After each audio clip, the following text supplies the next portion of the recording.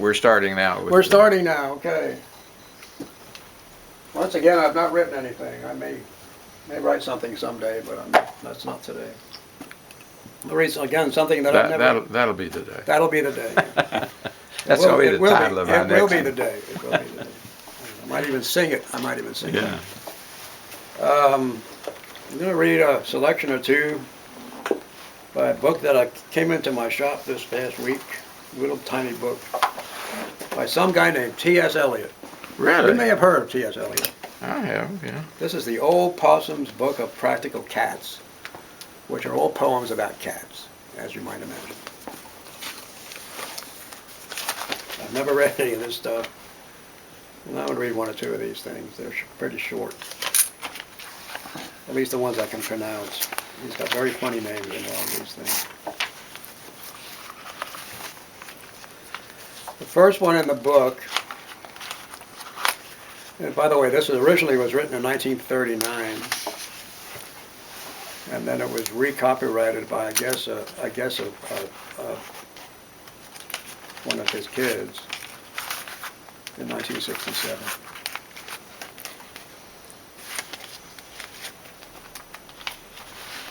Okay. This is called The Naming of Cats. The Naming of Cats. The naming of cats is a difficult matter. It isn't just one of your holiday games. You may think at first I'm as mad as a hatter when I tell you a cat must have 3 different names. First of all, there's a name that the family use daily, such as Peter, Augustus, Alonzo, or James, such as Victor, or Jonathan, or George, or Bill Bailey. All of them sensible, everyday names. There are fancier names if you think they sound sweeter.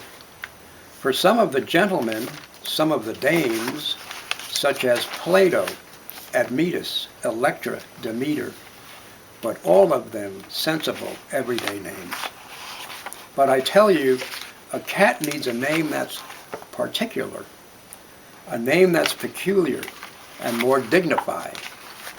Else, how can he keep up his tail perpendicular, or spread out his whiskers, or cherish his pride? Of names of this kind, I can give you a quorum, such as Monkus Trap, Quaxo, or Coracopat, such as Bamalorina or Jelly Lauren, names that never belong to more than one cat.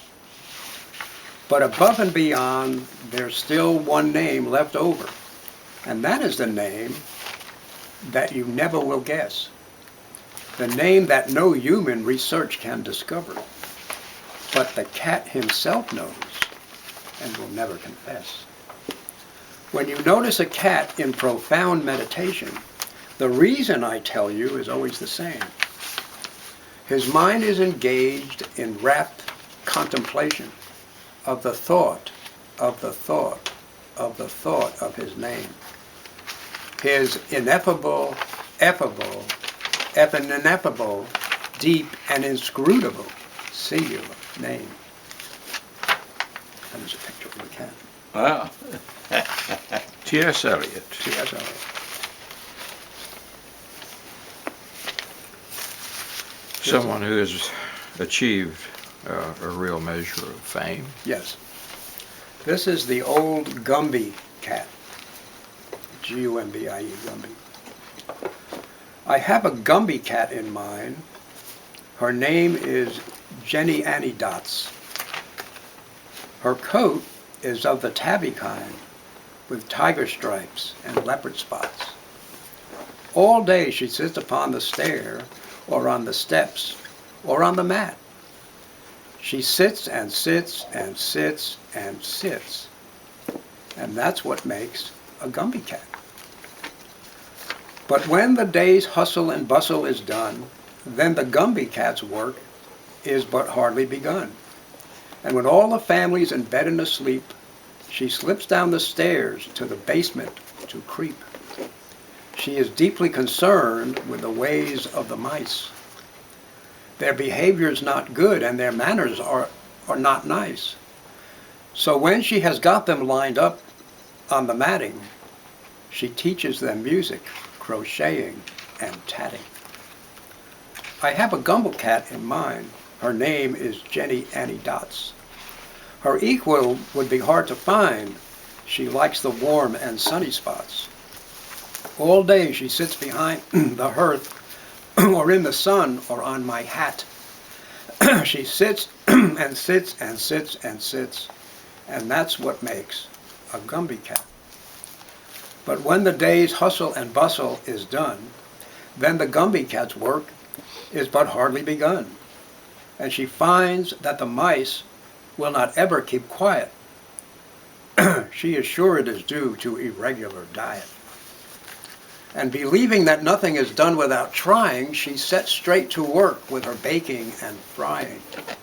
She makes them a mouse cake of bread and dried peas, and a beautiful fry of lean bacon and cheese. I have a Gumby cat in mind. Her name is Jenny Annie Dots. The curtain rod she likes to wind and tie it into sailor knots. She sits upon the windowsill or anything that's smooth and flat.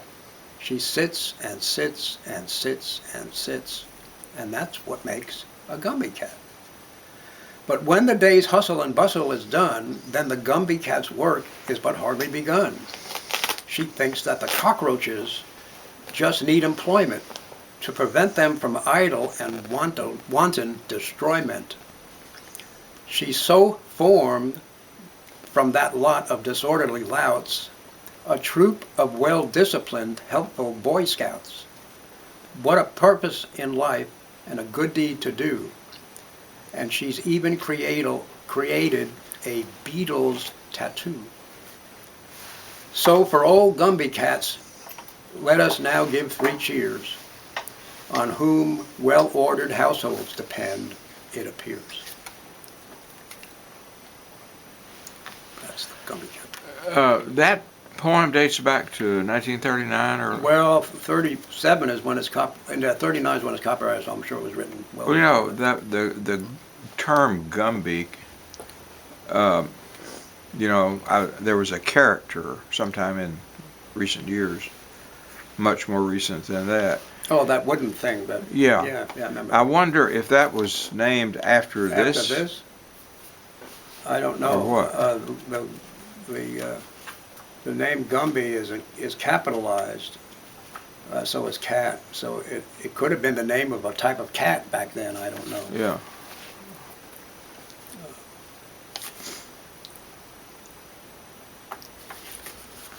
Okay. Let me see if I find another short one.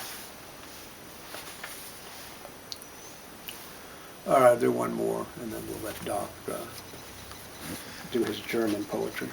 He's going to read it in German, by the way, so I hope your German is up to date. He promised me he'd read it in German. Yeah, right. Gumby. Okay. Okay, but just talking to Yeah, that's the Gumby I was Yeah, thinking that's a Gumby. That was Okay. kind of a cartoon character, Gumby. This is called the Rum Tum Tugger. Got that? Rum? Rum Tum R-U-M, Tugger. Tum, T-U-M, Tugger, T-U-G-G-E-R. The Rum Tum Tugger. This is a tongue twister. The Rum Tum Tugger is a curious cat. If you offer him pheasant, he would rather have grouse. If you put him in a house, he would much prefer a flat.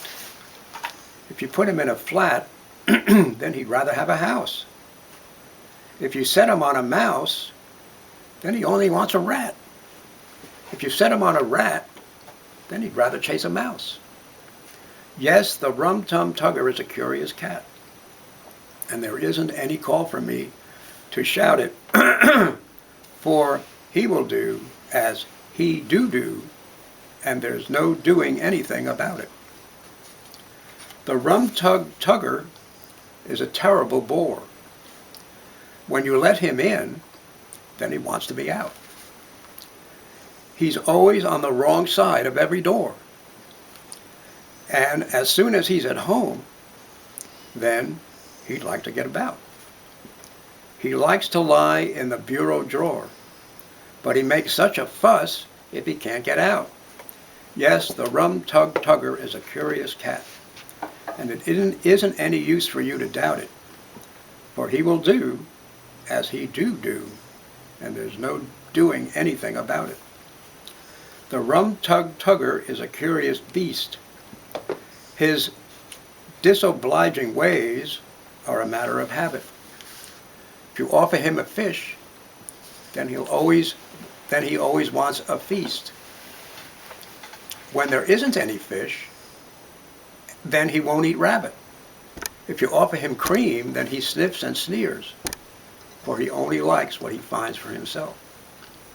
So you'll catch him in it right up to the ears if you put it away on the larder shelf. The rum-tum-tugger is artful and knowing. The rum-tum-tugger doesn't care for a cuddle. But he'll leap on your lap in the middle of your sewing, for there's nothing he enjoys like a horrible muddle. Yes, the rum-tum-tugger is a curious cat. There isn't any need for me to spout it, for he will do as he do, and there's no doing anything about it. That's T.S. Eliot. And the whole book's all about cats. The whole book's all about what? Cats. Oh. Cats. Must have been a cat lover, huh? Must have been a cat lover. Here's a cat named Old Deuteronomy. But we'll leave this for another time. I want to let Doc read some stuff here. That's a Robert Frost, but I decided to save him for another time. Doc, your turn. All right.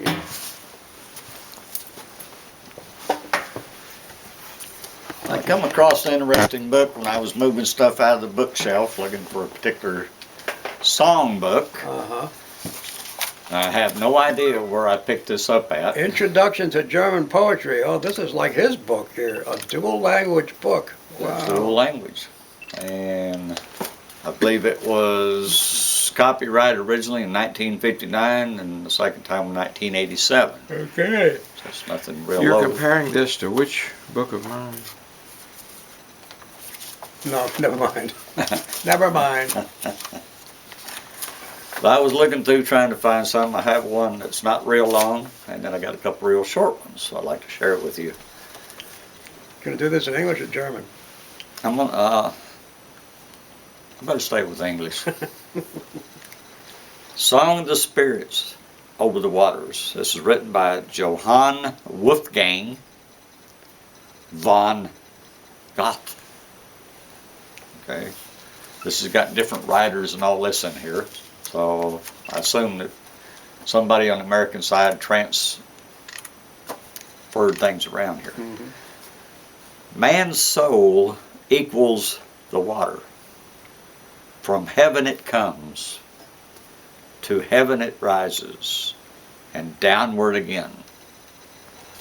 It must descend to the earth, forever changing.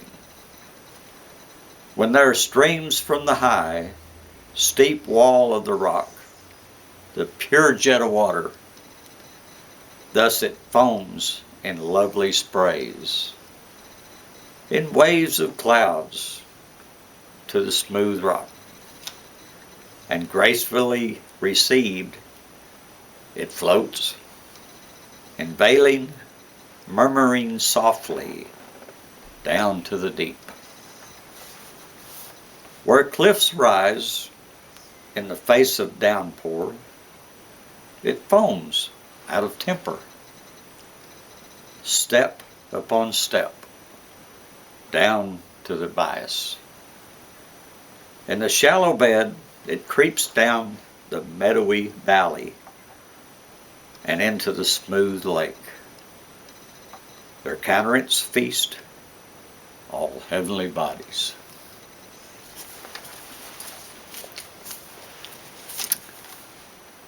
When then, oh, excuse me, never read it. I nearly fell over to the German side. Oh, we wouldn't want that. Oh. The wind and the waves, beautiful wover. The wind stirs up the bottom, foaming waves. Soul of man, how you resemble the water. Fate of man, how you resemble the wind. That's all that. Pretty in depth there. Yeah. This one's called Found, by the same writer. I walked into the forest, so all by myself, and to search for nothing. That was my intent. In the shadow, I saw a small flower standing, shining like the stars, beautiful as tender eyes. I wanted to pluck it when it deliberately said, "Shall I to wither be broken off?" I dug it up with all its small roots. To the garden I brought it, by the pretty little house, and once more did plant it at a quiet nook. Now it branches forever and continues to bloom. That's Found. Let's try a different writer. I think he was smoking some hashish or something when he wrote those two. Germans aren't known for their frivolous writing. They tend to be really deep. My last one is by Joseph Freire von Eckendorf. Oh, these wands. I think that's pretty close to pronunciation. I'm sticking to that. It's called Moonlit Night. Okay. Very short one. It was as if heaven had quietly kissed the earth, which now is blossom's glimmer, had to dream of him. The breeze went through the fields, the ears of grain surged softly, the forest rustled gently, the night was so star bright, and my soul extended its wings so wide, it flew through the quiet regions as though it was flying home. Hey, good. Thank you. But we don't know the source of your book, do we? Hey. Well, it's the source is.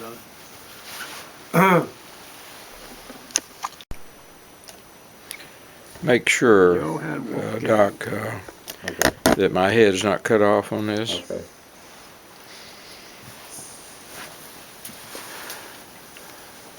This is, It'll be about right. Just about perfect. Right there. almost, not Right quite. there. Almost perfect, not quite. We don't want it to be perfect. Nearly perfect. We can't have it exactly perfect because only one person was Th- exactly. This is something I did write. You wrote something. All right. Not recently. This was written in the 60s. Ah, you remember the 60s. In fact, it was when I had, shortly after I had moved from Alabama to Pennsylvania, Philadelphia, Pennsylvania. And I'd moved from a field office, a farm journal, to the home office in Philadelphia. And soon after I was there, in fact, it was the next year, I think I moved up there in late '62, and I think it was perhaps '63 or thereabouts when the Farmer's Wife section of the magazine sent this memo out to everybody, and it was inviting everybody to write something about Thanksgiving, some sort of memory, recollection, reminiscence about Thanksgiving, whatever. It was totally open. No, it was more specific. It was, who would you invite to Thanksgiving? If you could invite anybody. And this is my free verse. It wasn't supposed to be poetic, but I think maybe there's a certain lyricism to this prose. I'm going to put in that category anyway for tonight. I would invite Ma, my grandmother. After my father and mother died when I was 2 years old, Ma helped to raise me in the rambling farmhouse built so many years ago in Wood County, Texas. As long as Ma lived, we always had more company than any other two households in the community. Her native hospitality seemed to encourage company, and every relative, no matter how distant, knew there was a standing invitation to all the big dinners, especially Christmas and Thanksgiving. So when I was growing up, the old house was usually full for those special meals. Some came just for dinner and a couple of hours of visiting afterwards. Others came early in the morning and left before dark. Still others came to stay a few days. Most were related to us in some way.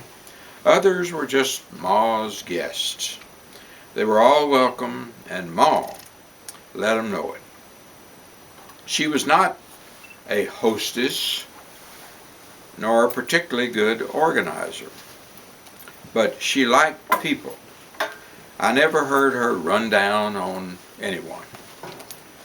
And she simply loved her relatives, all of them. And it would be hard to love anyone more than we loved her. These were happy gatherings for everyone, and though long since interrupted by her passing, are vivid as life to this day. Yep, I'd give a pretty to have Ma take Thanksgiving dinner with us this year. She would get here in time to help cook, serve, clean up, and no arguments about it. Please, no arguments. She'd have a few things to say, and we'd all listen because we wanted to. Afterwards, we'd sit around the house for a good visit. If word got out that she was coming, the crowd at our house would very likely baffle us. But Ma would figure out something. Everyone would be sure to get a plate full. We'd get a heart full of fellowship and fun too, from just being together again with Ma. Much as I'd enjoy it, for reasons entirely selfish perhaps, the biggest reason I'd like to invite Ma for Thanksgiving dinner is that my kids never had a chance to know her, not even when they were babies. They did not know what it meant to have company all over the place, people who are drawn together by a single warm personality.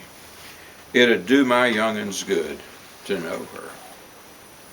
Happy Thanksgiving, Joe D. Boyd, which was my byline at that time, my chosen byline. That was your byline. Now, as it happens, that was in the Thanksgiving issue of Farm Journal that year. Oh, okay. And it drew a few letters. I mean, I was not the only one. They picked, I think, 6 out of all of the submissions, and mine was one of the 6. And you know, people used to write letters to magazines. Mm-hmm. I guess they still do, but not so much anymore, I don't think. And this letter came to me, addressed to me at Farm Journal at Washington Square in Philadelphia. And it said, "Dear Mr. Boyd, after reading your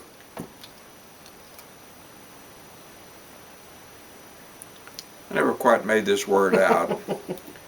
I'm going to say paragraph, maybe.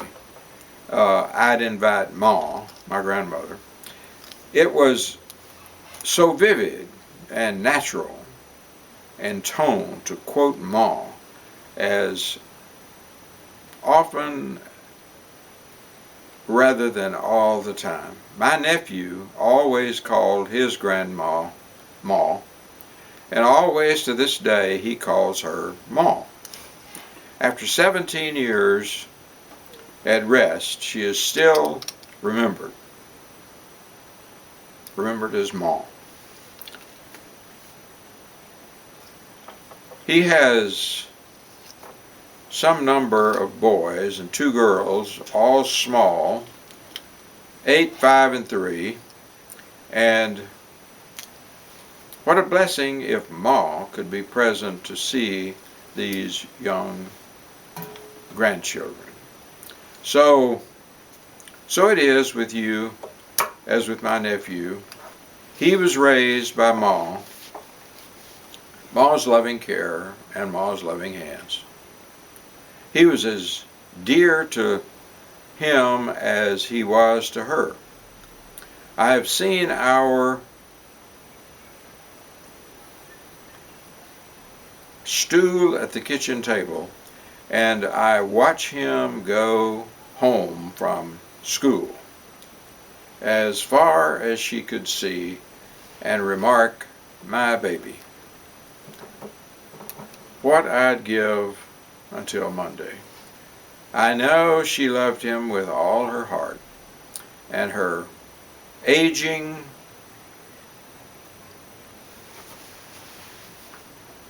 using George, take care of our babies. After her death, he enlisted in the Korean War, fought all the way through it, and was slightly wounded in service. 3 years over in Korea. Came home, and next day after, he drove to the cemetery.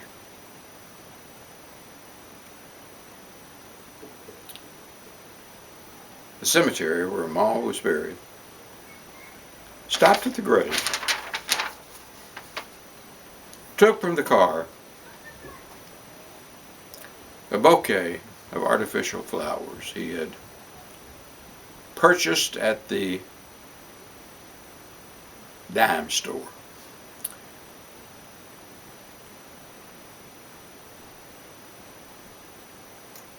What the sectarian told me. I saw this Marine drive in and wondered who was buried in the cemetery, and he watched and stopped at last. Said the Marine got out of his car, had a beautiful bouquet of flowers. He laid his cap down on the headstone, kneeled, and laid the flowers on Ma's grave. Then he took out his handkerchief and wiped his eyes. Then went to his car and drove away. The sectarian remarked that he really was overcome by what he had seen. So now, Jodan, may I be personal. Please, Thanksgiving Day, when you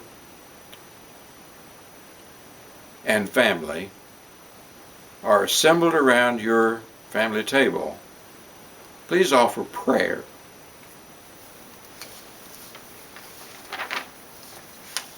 for your mom.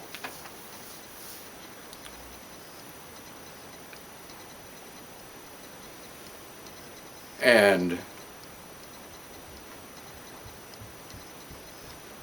the honored guest, Christ.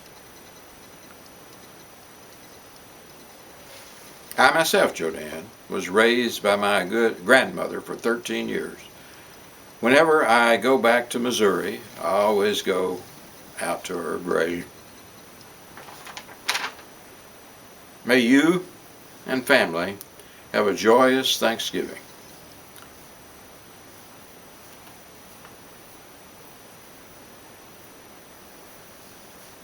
P.S. Therefore, my vote is for you, Joe Dean. Sincerely a friend,